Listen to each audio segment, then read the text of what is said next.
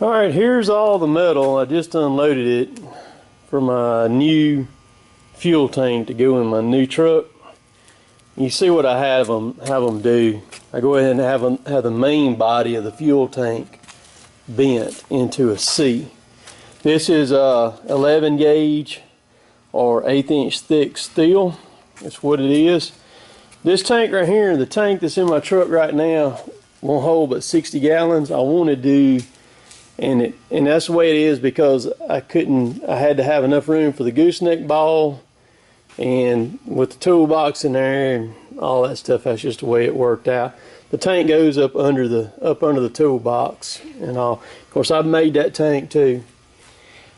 But I wanted 100 this time. So this tank right here with no baffles in it will hold 97 gallons. I'm figuring with the baffles in it's probably going to cut it down probably 93, 94 gallons. And here's a lid. This is how I like for the lids to be done. You see how I've got the lip bent down. I've got an inch overlap bent down all four sides of it. So the lid will fit over this right here and overlap over the sides right here. And then I've got the end pieces that go on each end. They're sheared right here. I like working with the sheared metal. I get it all cut. You can see that one there is sheared. I got them all propped up because it got wet today. Let it dry out, and if it has any rust on it like this, I'll just run a wire brush over it with a grinder and it'll knock it right off. And you see this rubs right off. But so these are the end pieces. They'll fit, you know, they'll fit right here. And I'll set them just to the inside and weld them all the way around. And see, when you have it bent like this, you cut down on this seam right here, welding this seam, and you also cut down on welding that seam right there too.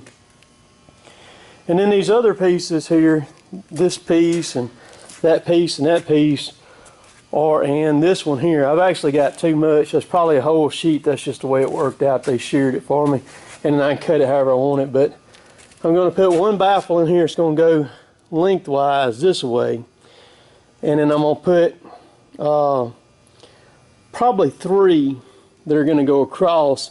I'll split those baffles so it'll be you'll have that one that'll run the length, and then they'll have a half one in here and a half one in there, and a weld. And what I'll do then, once I get it all welded up and all, I've already got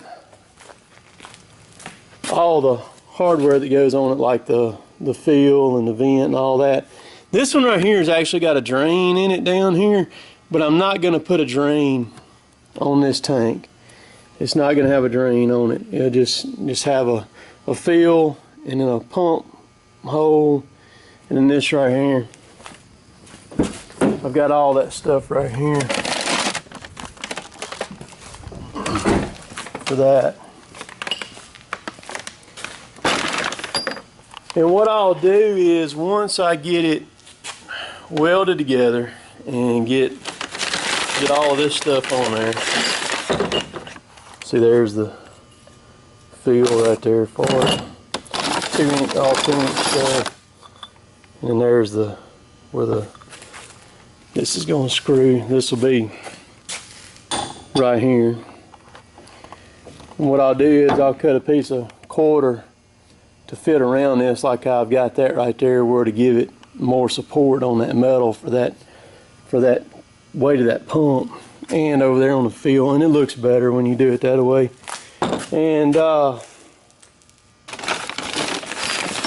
then I've got these lifting bolts, these eye bolts. I'll cut the threads off of them, and they'll go on top of the tank to pick it up, and then I'll put a couple on the front of the tank there for just tie downs for whatever in my truck. And then the vent tube, there's a vent tube right there for it. Well, once I get it all welded up and get it done, then I'll take it and I'll put some pressure to it. I'll fill it with air, with a few pounds of air, and I'll go around it with soapy water and check for pinholes. And you always gonna have, or I always have, there's gonna have one or two in it somewhere. And I just take it and mark it with some soapstone, take the grinder, grind it back out, re-weld it back up, and then reshoot it back with some air once it cools down, reshoot it back with some air, pressure the tank of it up, pressure it up, check it again, and as long as you don't have no leaks, you're good to go. But I had somebody ask me, he said, how come all you southern boys carry fuel tanks in the back of your truck for? You know, he said, I don't understand it. He said, you got truck stops all over this country and places to stop and get fuel and things like that. Well, there are several reasons. Number one, of course, we haul fuel. It's very handy.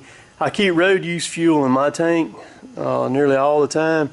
And if I have a truck that runs low or anything like that, or something happens and a truck needs fuel during the day, I've got it. And that's the thing about the 60-gallon tank. It wasn't really enough. I mean, it was enough to get a truck by during the day, but it really wasn't enough to really do some serious damage, you know what I mean?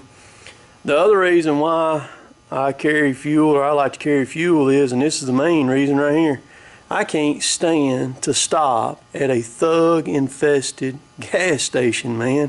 I can't stand it. I can't. I don't do convenience stores. I don't do gas stations or truck stops. I don't like them. I just don't like them. I don't like them. These weird freaking people. People may think I'm weird, but these weird people hang around those places, man. Especially when you get in these places, Birmingham, Atlanta, places like that. There's just too many dang weird people. I've had people approach me that I thought I might have to shoot or something, you know.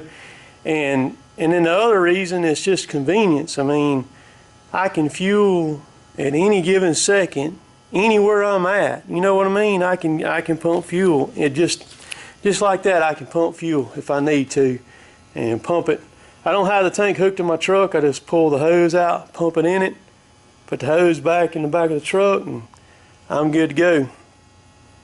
So that's why, I mean, just don't like, I mean, you stop at a gas station, you got to go in and fool with some clown that can't get the credit card machine to work or something like that. So that's why. But this is going to be a couple part series. I'm just going to kind of give a beginning of it, what it was going to be like, and I'm going to film it as I go along. So it'll be pretty cool to watch this. And then once I get done with it, I'll wipe the inside of it out with some brake cleaner, clean it real good before I put the lid on it. Put the lid on it, seal it up, weld it, and once everything checks out on it, then I'll hook up my spray gun and I'll spray it. I'll paint the whole thing. So y'all stay tuned for that little project. It's gonna be fuel. We'll call it fuel tank project or something like that or whatever. So we'll see y'all later.